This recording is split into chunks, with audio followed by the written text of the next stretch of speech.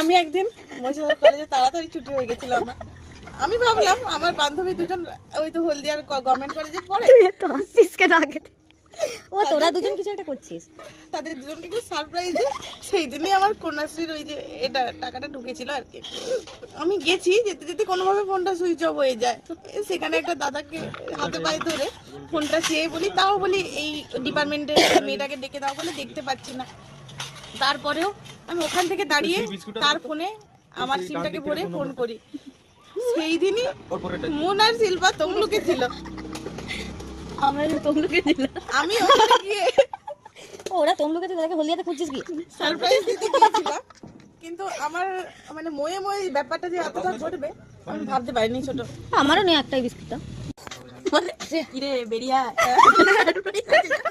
মানে কোথায় বেরিয়ে যাবো? বেরিয়ে আয় না, সারপ্রাইজ আছে তোর জন্য। আমি আরে আমি ঘরে কাঁদতে কাঁদতে ঘরে আমি পুরো কাঁদছি গোটা রাস্তাতে, বন্ধুদেরকে গিয়ে পাইনি, আবার সারপ্রাইজ দিতে বলে তোরা আয় না রে, তুই বলে বিকালে ট্রেনে চলে যাবো তোরা। এই রে বলে আমি দিয়ে তারপরে ওখানে সে ইংলিশ ডিপার্টমেন্টের মধ্যে প্রাপ্তি বলে পড়তো, কাউকে পাইনি। আমি বলি আচ্ছা তাহলে তাকেই ডেকে দাও, কাঁদবো না লোকের কাছ থেকে।